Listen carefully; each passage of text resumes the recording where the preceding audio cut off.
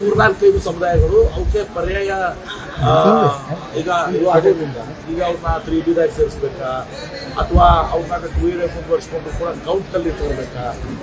Head count ನಮಗೇನಾಗಿದೆ, ಈಗ ಮೀಸಲಾತಿ ತಗೊಳ್ಳಿ, ಹೆಡ್ ಕೌಂಟ್ ಬರ್ಬೇಕು ಎಲ್ಲರೂ ಕೂಡ. ಅಂದರೆ ಕನಿಷ್ಠ ಪಕ್ಷ ನಾನು ಹೇಳ್ತಾರೆ ಕೆಲವೊಂದು 2A ಇದಾವೆ, ಹಿಂದೂ ಗಾಣಿಗ, ಹಿಂದೂ ಬಡಜಿಗರು, ಹಿಂದೂ ಸಾಧು, ಕುಂಬಾರ, ಹಿಂದೂ ಮಾಲಿಗಾರ, ಹೀಗೆಲ್ಲನೂ ಕೂಡ ಇದ್ದಾವೆ. ಅವ್ರನ್ನ 2A ಇದ್ದಾರೆ. ಆ 2A ಅವರು ಲಿಂಗಾಯತ ವೀರಶೈವ ಅಥವಾ ವೀರಶೈವ ಲಿಂಗಾಯತ ಯಾವುದು ಕೂಡ ಬರ್ಸಿಲ್ಲ, ಲಿಂಗಾಯತ ಅಂತ ಬರ್ಸಿಲ್ಲ. ಅವರೆಲ್ಲರೂ ಬರ್ದ ಹಿಂದೂ ಗಣಿಗಳು, ಹಿಂದೂ ಸಾಧುಗಳು ಬರ್ಸಿದ್ರಿಂದ ಅವರೆಲ್ಲರೂ 2A ಇರ್ತಾರೆ. ಆ ಜನಸಂಖ್ಯೆ ನೀವು ತಗೊಂಡ್ರೆ ಅದೊಂದು ಜನಸಂಖ್ಯೆ ಅದೇ ಒಂದು 25 ಲಕ್ಷ ಆಗುತ್ತೆ. ಸೊ ಹೀಗಾಗಿ ಲಿಂಗಾಯತ ಜನಸಂಖ್ಯೆ ಒಂದು ಸಹ 1 ಕೋಟಿಗಿಂತ ಜಾಸ್ತಿ ಇದೆ. ಈಗ ನಮ್ಮ ಮುಂದಿರುವಂಥ ಸಮಸ್ಯೆಗಳು ಅದನ್ನು ಅಧ್ಯಯನ ಮಾಡಿದಾಗ ನಾವು ತಿಳ್ಕೊಳ್ತೀವಿ. ಅದೆಲ್ಲವನ್ನ ಕೂಡಿಸಿ ಒಂದು ದಿವಸ ಏನು ಅವ್ರನ್ನ ಅಲ್ಲೇ ಇಟ್ಕೊಂಡು ಕೌಂಟ್ ಮಾಡುವಂಥದ್ದು ಒಂದು ಭಾಗ. ಅವ್ರಿಗೆ ಅವ್ರು ಲಿಂಗಾಯತ ಉಪಯೋಗಿರುತ್ತೆ. ಅದು ಅಂಥ ಮನುಷ್ಯರು ಕೂಡ ಬೇರೆ ಗಣಿಗಳಿದ್ದಾರೆ, ನಾನ್ ಲಿಂಗಾಯತ ಗಣಿಗಳಿದ್ದಾರೆ, ನಾನ್ ಲಿಂಗಾಯತ ಸಾಧಕರಿದ್ದಾರೆ. ಅವ್ರಿಗೇನೋ ಒಂದು ವ್ಯವಸ್ಥೆ ಮಾಡಬೇಕಾಗ್ತದೆ.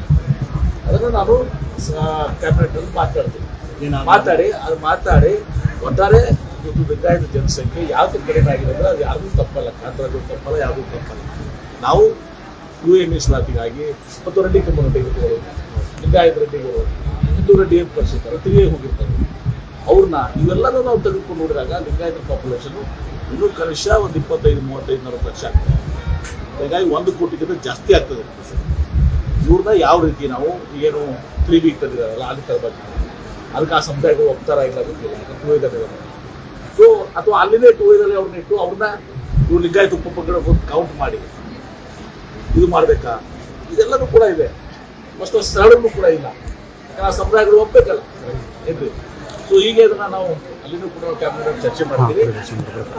ಮತ್ತು ನಾವು ಅಲ್ಲೇ ಇಟ್ಕೊಂಡು ಅಲ್ಲೇ ಆ ಸಮುದಾಯಗಳು ಇಟ್ಕೊಂಡು ಅವ್ರನ್ನ ಲಿಂಗಾಯತರನ್ನು ಪರಿಗಣಿಸಿ ಆ ಲಿಂಗಾಯತರಲ್ಲಿ ಇದು ಮಾಡಿ ನಮಗೆ ಬಂದಿರುವಂಥದ್ದು ಈಗ ಎಷ್ಟು ನಮ್ಮ ಜನಸಂಖ್ಯೆ ಅಂತ ಜನಸಂಖ್ಯೆ ಅಂದರೆ ಅವಾಗ ಅವೆಲ್ಲನೂ ಕೌಂಟ್ ಆಗಿರೋ ಸುಮ್ಮನೆ 35-40 ಲಕ್ಷ ಜಾಸ್ತಿ ಆಗ್ತದೆ. 25 ಆಗ್ಬೋದು, 35 ಆಗ್ಬೋದು, 40 ಆಗ್ಬೋದು. ಹೀಗಾಗಿ 1 ಕೋಟಿಗಿಂತ ಜಾಸ್ತಿ ಲಿಂಗಾಯತ ಕಡಿಮೆ ತೋರ್ಸೋಕೆ ಕಾರಣ ನಾವು ಇದ್ದೀವಿ, ನಾವು ಕಾರಣ ಇದ್ದೀವಿ. ನಾವು 2A ಮೀಸಲಾತಿ ಲಿಂಗಾಯತ ಪರಿಶೀಲನೆ ನಮಗೆ ಮೀಸಲಾತಿ ಸಿಗಲ್ಲ. ಹಿಂದೂ ಗಾಣಿಗರ ಪರಿಶೀಲನೆ ಮೀಸಲಾತಿ ಸಿಗ್ತದೆ, ಹಿಂದೂ ಸಾಧುಗಳ ಪರಿಶೀಲನೆ ಸಿಗ್ತದೆ, ಹಿಂದೂ ಲಿಂಗಾಯತ ಸಾಧುಗಳ ಪರಿಶೀಲನೆ ಸಿಗಲ್ಲ. ಅಂದರೆ ಹಿಂದೂ ಬಡಜಿಗರ ಬರೆದ್ರೆ ಸಿಗಲ್ಲ, ನಮಗೆ ಮೀಸಲಾತಿ ಸಿಗ್ತದೆ.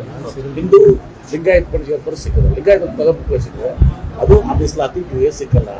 ಲಿಂಗಾಯತ ರೆಡ್ಡಿ ಅಂತ ಬರ್ಸಿದ್ರೆ ಅವ್ರಿಗೆ 3A ಮೀಸಲಾತಿ ಸಿಕ್ಕಲ್ಲ. ಇಲ್ಲೇ ಇದ್ದಾರೆ ನೋಡಿ ಅವ್ರು ಲಿಂಗಾಯತ ರೆಡ್ಡಿಗಳು, ಅವ್ರ ಪರಿಸ್ಥಿತಿ ಹಿಂಗಿದೆ. ಸೊ ಹೀಗಾಗಿ ಇದೆಲ್ಲನೂ ಕೂಡ ಐದರ್ ನಾವು ಅವ್ರನ್ನ 3Bದಾಗ ತರಬೇಕು. 3Bದಾಗ ಬರ್ಬೇಕು. ಆ ಸಮುದಾಯಗಳು ಬಹುತೇಕ ನನ್ನ ಪ್ರಕಾರ ಒಪ್ಪಲಿಕ್ಕಿಲ್ಲ, ಒಪ್ಪೋದಿಲ್ಲ ನನ್ನ ಪ್ರಕಾರ. ಅವ್ರು ಅಲ್ಲಿಂದ ಅವ್ರನ್ನ ಕೌಂಟ್ ಮಾಡುವಂಥದ್ದು ಆಗ್ತದೆ.